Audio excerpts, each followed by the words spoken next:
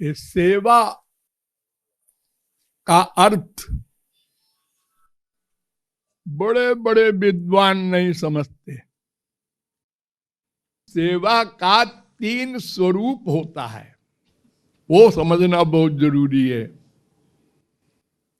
अरे वो तो आप सब लोग जानते हैं, तन मन धन, ये 3 शब्द तो सबको मालूम है। तन से सेवा, मन से सेवा, धन से सेवा। तो इसमें मन की सेवा जो है वो प्रमुख है, सर्वश्रेष्ठ है। जैसे भगवान की भक्ति मन से ये सर्वश्रेष्ठ है, उसके बाद तन और धन से करो न करो, किसी के पास नहीं है धन तो वो कैसे करेगा सेवा धन से।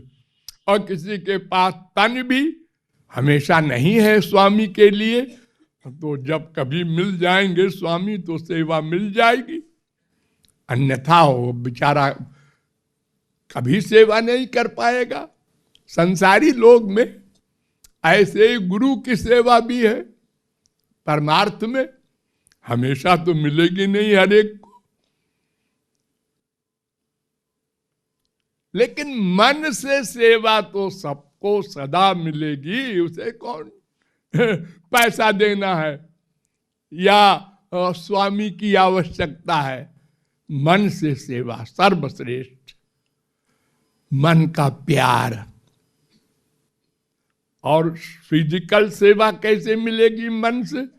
आंख बंद कीजिए, अपने इष्ट देव का ध्यान कीजिए, वो गुरु हो, भगवान हो, कोई हो, आप जल लाइए मन से।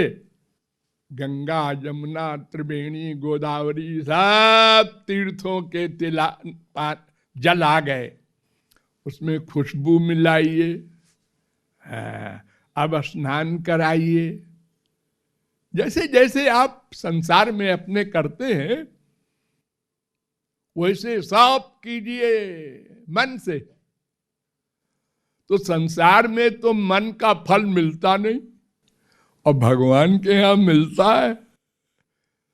जो प्रत्यक्ष में सेवा करता है और जो मन से करता है, इसमें एक अंतर है।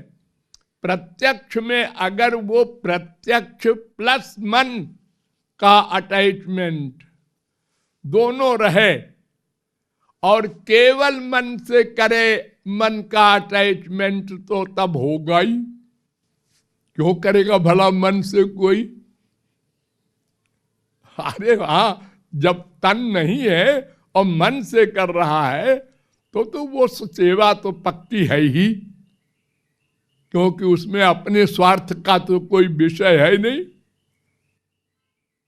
तो मन की सेवा सर्वश्रेष्ठ है।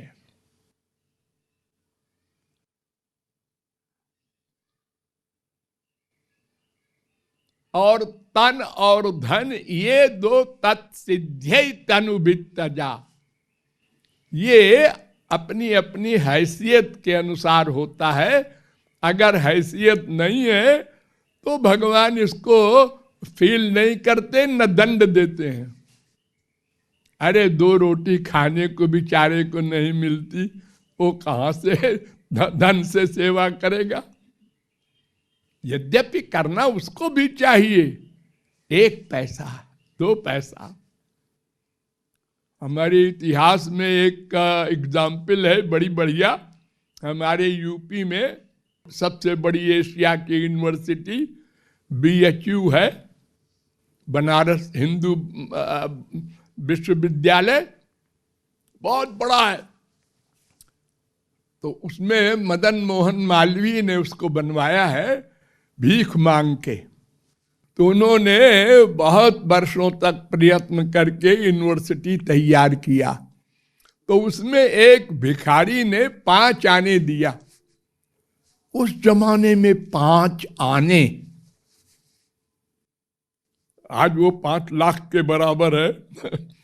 और फिर वो भिखारी का 5 आना जो है उसकी खास बात है। उसकी झोली में 5 आना कुल था, दिन भर की कमाई।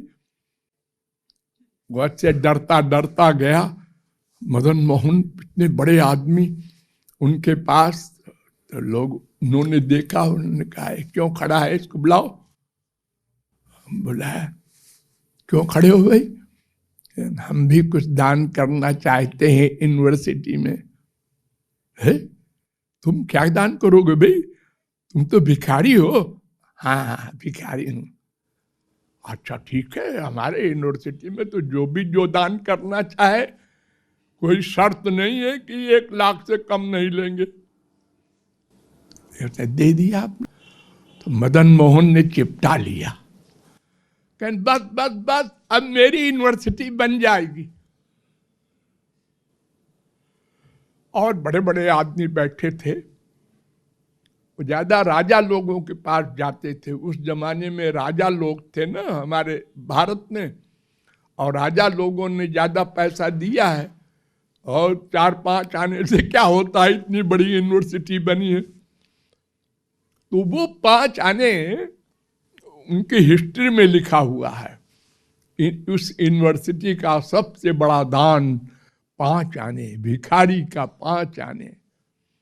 तो ऐसे ही हम परमार्थ में दान करने का अधिकार रखते हैं। हमें अपनी हैसियत के अनुसार, हम खाना तो खाते हैं, हाँ, चाहे जैसे खाते हो, कमा के खाते हो, भीख मांग के खाते हो, तो पैसा तो चाहिए 2 रोटी के लिए भी। हाँ, तो उसी में से एक किनका एक हिस्सा दान करना चाहिए उसको। ये न सोचे कि इसने 10 लाख किया है तो ये जल्दी गोलोक पहुंच जाएगा, ऐसा नहीं। वो अपनी हैसियत के अनुसार 10 लाख देता है, ये अपनी हैसियत के अनुसार 10 रुपया देता है, दोनों को बराबर फल देते हैं भगवान। इसलिए धन से भी सबको सेवा करनी चाहिए, जिसकी जैसी हैसियत हो। और तन से तो सेवा हमेशा मिलेगी नहीं, लेकिन जब कभी मिल जाए तो ठीक है।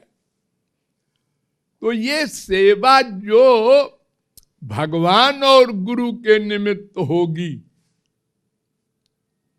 वो गोलोक देगी, भगवान का फल देगी, अंतःकरण को शुद्ध करेगी, क्योंकि वो शुद्ध है। और संसार के निमित्त जो सेवा होगी वो अशुद्ध पर्सनैलिटी है, पाप युक्त है। वो माँ बाप, भाई बहन, बेटा, पड़ोसी कोई हो, तो वो हमारे हृदय में आएगा तो और गंदा कर देगा। और अगर कभी सेवा करना हो भी तो वो भगवान उसके अंदर बैठे हैं, हम उनकी सेवा कर रहे हैं, ये भावना बनाकर कर सकता है। लेकिन बहुत सावधान हो करके।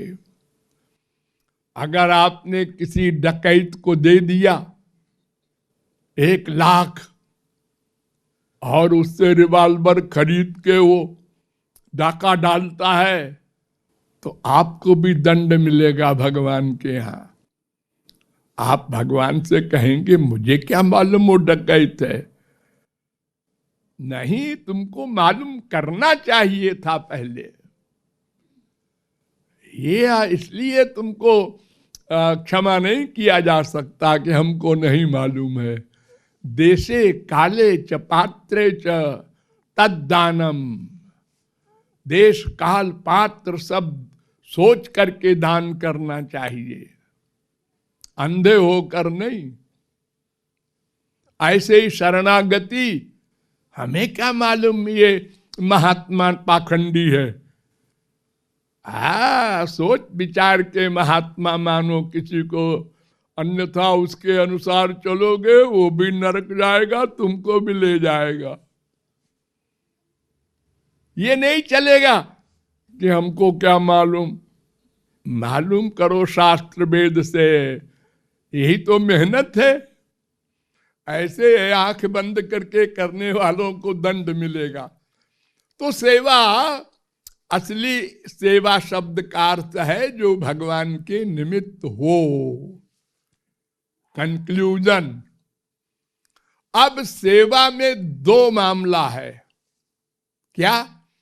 एक तो अपनी इच्छानुसार सेवा, और एक सेव्य की इच्छानुसार सेवा। ये दो प्रकार की सेवा होती है। तो हम लोगों की आदत खराब है, अपने सुख चाहते हैं ना, इसलिए हम जैसा चाहे वैसी सेवा। हमको ये निश्चय करना है कि सेवा का असली अर्थ क्या है। सेवा माने जिसकी सेवा कर रहे हैं उसके लिए कर रहे हैं। दास का मतलब क्या? कि उसके लिए कर रहे हैं। लेकिन हम चाहते क्या है? हम जैसा चाहे वैसी सेवा।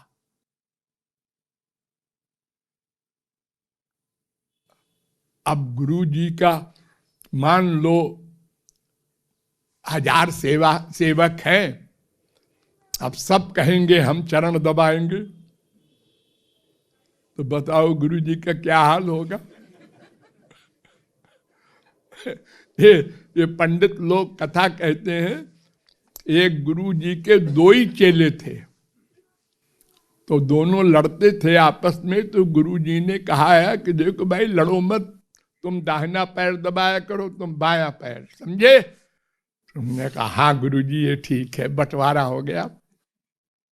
अब तो अपना अपना पैर दबाते रहे 2-3 दिन। एक दिन दाहिना पैर बाएं पैर से लड़ गया, तो बाएं पैर वाले ने कहा क्यों बे, हमारे पैर में चरण में अपना चरण लड़ा दिया तूने? ने कहा नहीं तो।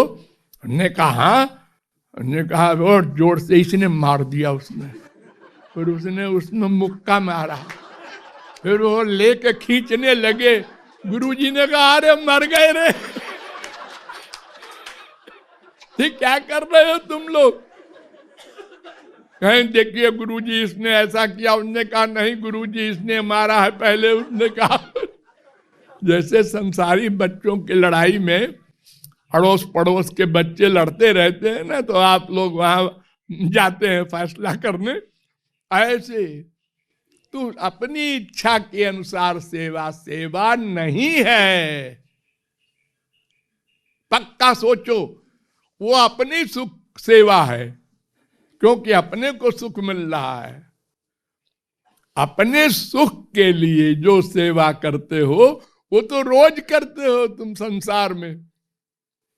हाँ, इसको लड़की की शादी है, इसमें दे दो इसको 10,000 का सामान। हमारे 2 लड़की हैं, शादी होगी तो भी हमको देगा।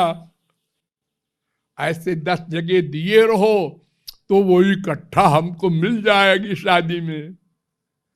ये सब हम लोग संसार में करते हैं। ये ऑफिसर है, इसको जरा अच्छी तरह से आओ भगत कर दो, ये काम आएगा, घूस कहते हैं उसको। तो ये सब संसार में जो करते हो अपने सुख के लिए, ये सब सेवा नहीं है, ये तो अपनी सेवा है, स्वार्थ है। सेवा माने जिससे स्वामी सुखी हो। उसको पानी चाहिए, प्यास लगी है, और हम कहते हैं रसगुल्ला खा लो। पानी क्या पियोगे गुरुजी? वो कहता है गुरुजी कि हमको डायबिटीज है। अरे डायबिटीज, आप तो समर्थ है, आपको डायबिटीज क्या करेगी, खाओ। अरे बड़े बड़े फिलॉसफर है संसार में, हाँ, चौपाई याद कर लेते हैं, राम सदा सेवक रुचि राखी। देखो चौपाई है ना, राम ने हमेशा सेवक की रुचि रखा है। हम राम की रुचि नहीं रखते हैं, हम राम से कहते हैं, देखो हमारे तुलसीदास ने लिखा है, राम सदा सेवक रुचि राखी। तो हम जैसा जैसा कहें वैसा वैसा करते जाओ। खड़े हो गुरुजी, बैठ जाओ, हाथ जोड़ो। हाँ, हमारी ये, इससे हमको सुख मिलेगा। और गुरु जी की इच्छा अनुसार ये तो बड़ा कठिन है। हाँ, लेकिन सेवा इसी को कहते हैं। तो सेवा में इतनी बातें जो मैंने संक्षेप में बताई, सबको ध्यान में रखना, भगवत प्राप्ति तक काम आएगी। धन्यवाद।